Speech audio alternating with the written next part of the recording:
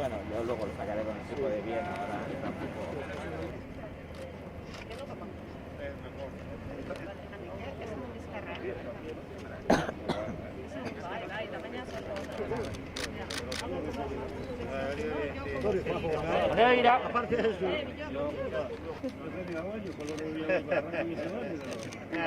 Es de la Leti.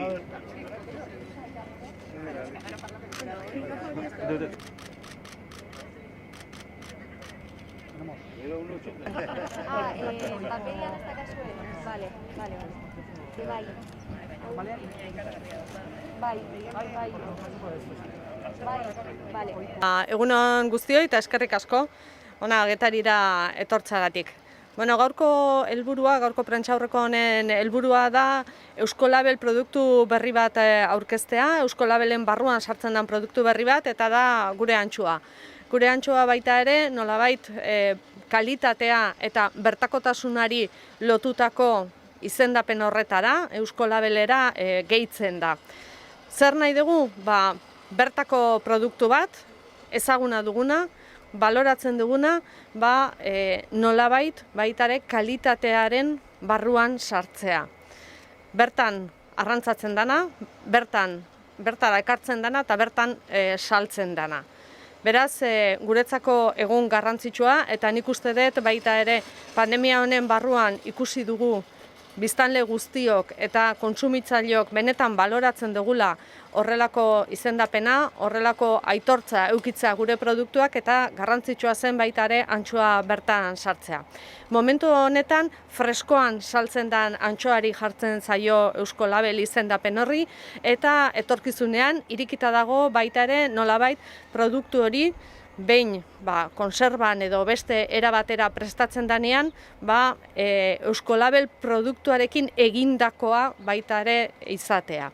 Beste produktuak diran bezala. Baina hasieran freskoari dagokio.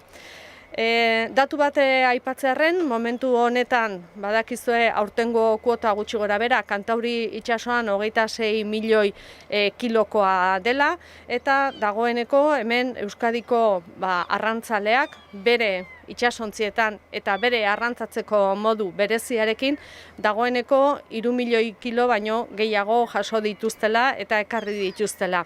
Horrek esan nahi du oso abiadura azkarrean dagoela eta prezioak baita ere oso bera ez egiteko, nolabait geldiune batzuk ere egiten ari dira. Ze erritmoa oso handia da. Eta ikusi duzuenez gainea tamainoz antxoa urtengoa tamaina egokikoa da.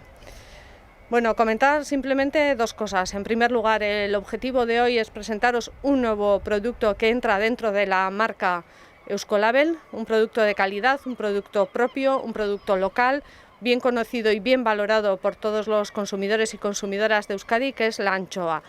La anchoa pasa a ser en fresco, a partir de ahora va a tener también ese Euskolabel, va a pertenecer a la familia de Euskolabel.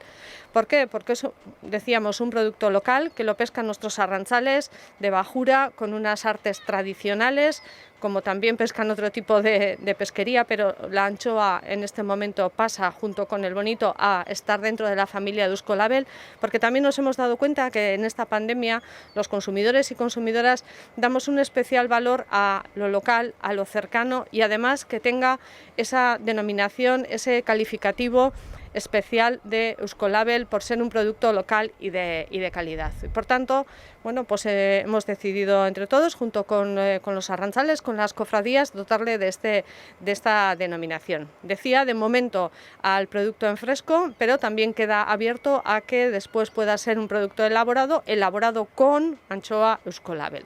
Por tanto, damos un paso más y uno más en la familia Euskolabel. Y simplemente algún dato, Eugenio lo comentará muchísimo mejor que yo. En este momento recordarán que este año tenemos la flota del Cantábrico, tiene 26 millones de kilos para pescar de anchoa. En este momento la flota vasca aproximadamente anda alrededor de los 3 millones de kilos.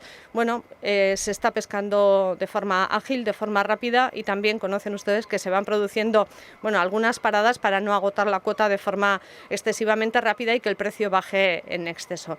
Por tanto, nuestro objetivo, que la ciudadanía, que todas las personas consumamos este producto de calidad, esta anchoa Euskolabel, que cuando vayamos a las pescaderías la identifiquemos, la diferenciemos y seamos capaces de valorarla en su justa medida por la forma en la que nuestros arrantzales la pescan, la han pescado siempre y también ahora. Beraz, beste bat familian eta oso ongi etorria egiten diogu produktu honei, eta eskarrak ematen dizkiet kofradia guztikoei, Gipuzkoako kofradikoai, baita ere Bizkaikoei, eta eskerrak egiten duzuen lan horrengatikan. Eta orain hitza pasako diot Eugeniori. Eskerrik asko. Garrantzale bezala oso pozik nago, gure antxua naizta oso ezaguna zen, eta oso maitia esana euskal jendeak, gure zilarra ditzen digunari, holako labe zartzia oso garrantzitsua da guretzako. Plus bat ematen zaio, jendea jakiteko nondik datorren antxu hori, eta guretzako oso importantea da. Mila esker Euskal Jaurlaritzari egiten duen lanak gaiti guretza alde, porque dena jakin dugu Tokio askotik datorrela antxoa, eta hori ikustea nondi dagoen, eta gure lana hor ikustea oso garrantzitsua da.